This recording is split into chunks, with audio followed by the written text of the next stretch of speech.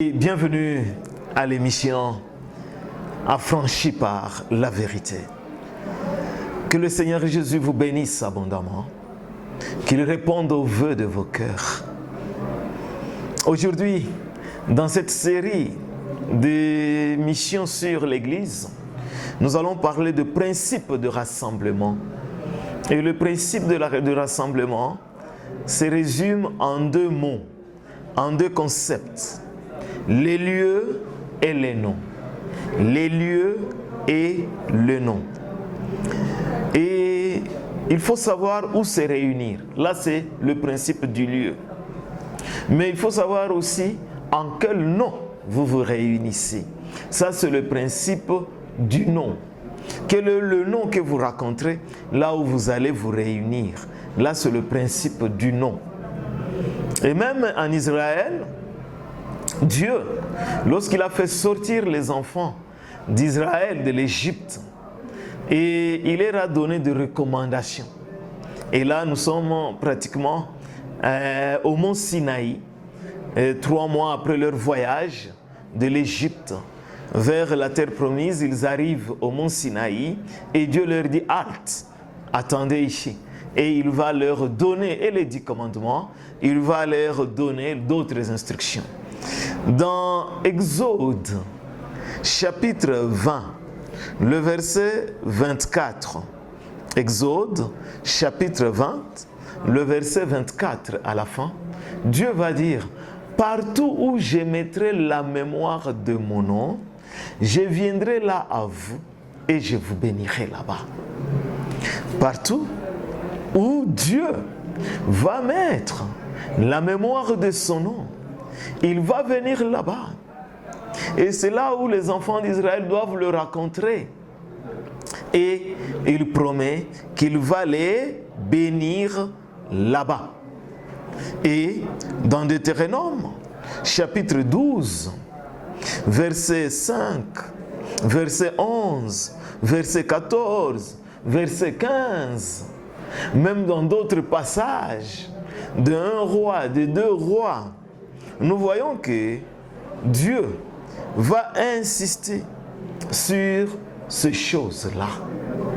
Il va insister pour dire qu'il y aura un lieu que lui-même va choisir. Et c'est en ce lieu que les enfants d'Israël viendront avec leurs offrandes, viendront avec tout ce qu'ils ont à offrir à Dieu. Et il dit, faites attention de ne pas le faire partout là où vous voudrez, où vous verrez. Mais il faut venir là où moi je vous indiquerai. Et je choisirai parmi vos tribus, une seule tribu, là où je mettrai la mémoire de mon nom, là où moi-même je viendrai. Et c'est là où vous me rencontrerez. Et vous chercherez cet endroit. Donc il faut chercher. Même aujourd'hui, il faut chercher où se réunir. Ne vous contentez pas seulement de dire « Non, non, mes parents se réunissaient ici ». Ne vous contentez pas de dire « Moi, j'aime ici ». Mais il faut que ce soit l'endroit que Dieu réellement choisit, l'endroit que Dieu veut. Et Dieu finira par choisir Jérusalem. Il va choisir Jérusalem. Et il fallait que les enfants d'Israël aillent à Jérusalem. Et selon la loi, gloire à Dieu, nous ne sommes pas sous la loi, nous sommes sous la grâce. Mais selon la loi, chaque Israélite devrait aller 3 fois par an à Jérusalem pour rencontrer Dieu là-bas. Et même le roi d'Israël, le roi de Juda, c'est à Jérusalem qu'il devrait aller pour adorer. On a même des bons rois, mais pour qui il est dit, mais les hauts lieux existaient toujours. C'est-à-dire, il y avait Jérusalem, il y avait le temple de Jérusalem, mais ils avaient encore d'autres endroits. Et les hauts lieux, moi, je les compare à des dénominations. Mais comment alors se réunir? Comment pouvoir se réunir? Comment reconnaître ce lieu-là? Et dans le Nouveau Testament, La parole de Dieu nous indique dans Matthieu, chapitre 18, le verset 20. Matthieu, chapitre 18, verset 20. En passant, j'aimerais vous dire que tout le chapitre 18e de Matthieu nous parle de l'Église et beaucoup de principes en rapport avec l'Église. Vous pouvez méditer cela à la maison. Il faut aimer la parole de Dieu. Le monde nous donne beaucoup de choses. Le monde nous donne WhatsApp avec beaucoup d'histoires pour nous faire rire. Et ça nous prend beaucoup de temps. Et d'autres, c'est pour nous-mêmes. Mais passons à l'éternité. Passons à là où nous irons. Les cieux et la terre passeront, mais la parole de Dieu demeure éternellement. Ayez l'habitude de lire la Bible, de lire la parole de Dieu. Et dans Matthieu chapitre 18, verset 20, comme je le disais, le Seigneur Jésus, il dit, « Car là où 2 ou 3 se réunissent en mon nom, je suis là au milieu d'eux. » Là où 2 ou 3 se réunissent en mon nom, je suis là au milieu d'eux. Remarquez une chose. Le lieu, c'est là où. Mais là où, c'est où? En principe, c'est n'importe où. Là où, ça signifie n'importe où. Le lieu, il est maintenant spirituel aujourd'hui.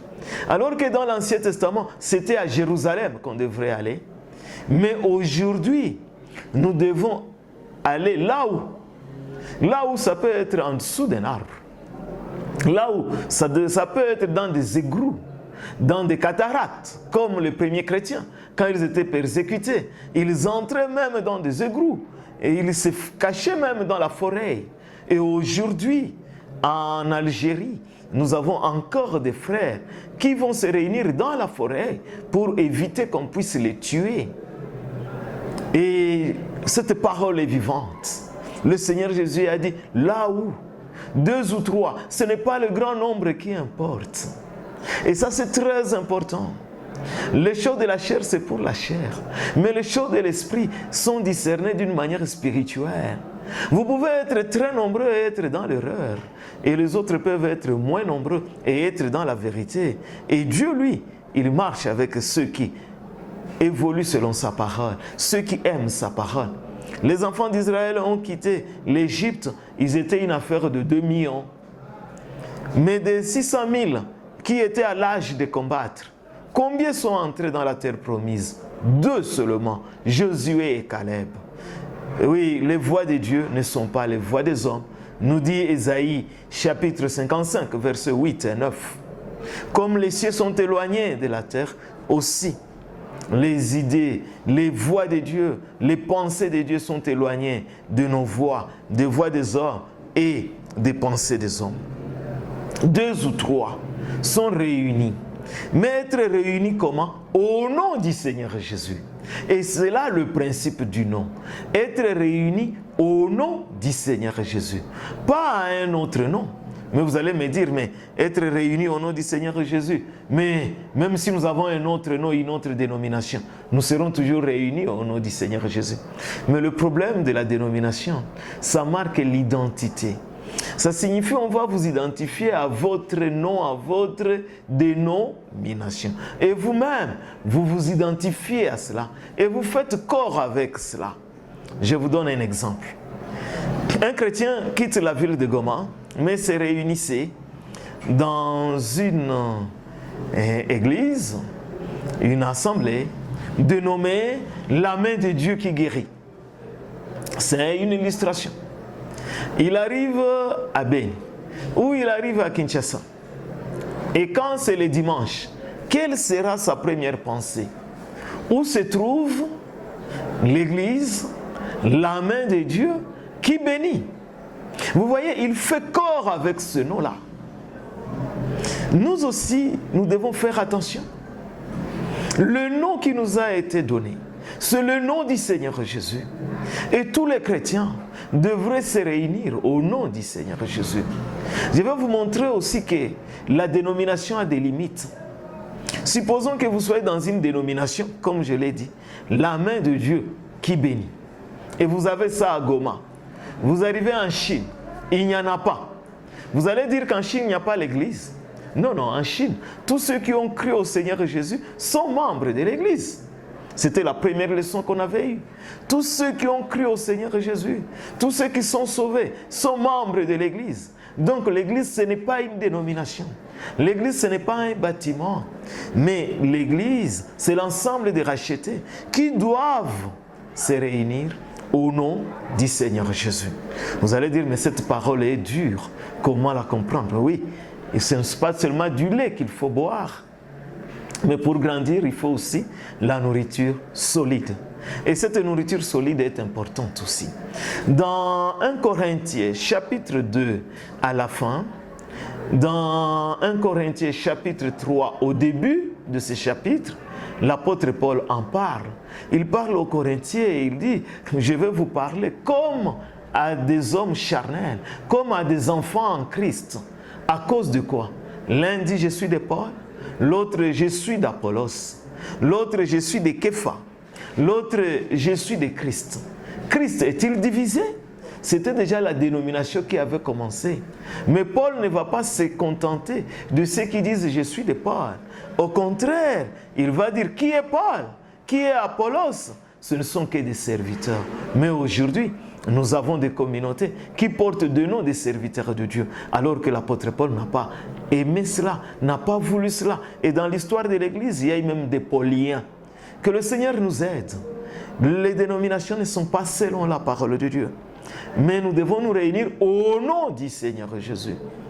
Quand on se réunit au nom du Seigneur Jésus, nous allons vers lui. C'est lui le centre d'attraction. Mais c'est lui aussi le chef de l'Église. C'est lui qui dirige, parce que c'est lui la tête. C'est lui qui a l'autorité. C'est lui qui doit montrer qu'est-ce qu'on doit faire. Et il le montre à travers sa parole. C'est à travers sa parole. Là où 2 ou 3 se réunissent au nom du Seigneur Jésus, il est là au milieu d'eux. Et avoir le Seigneur Jésus au milieu de nous, lorsqu'il est ressuscité, il s'est retrouvé au milieu des siens, même si les portes de la chambre étaient fermées, et il leur a dit, paix vous soit. Il nous apporte la paix, il nous apporte la bénédiction. Partout où je mettrai la mémoire de mon nom, je viendrai là à vous, je vous bénirai.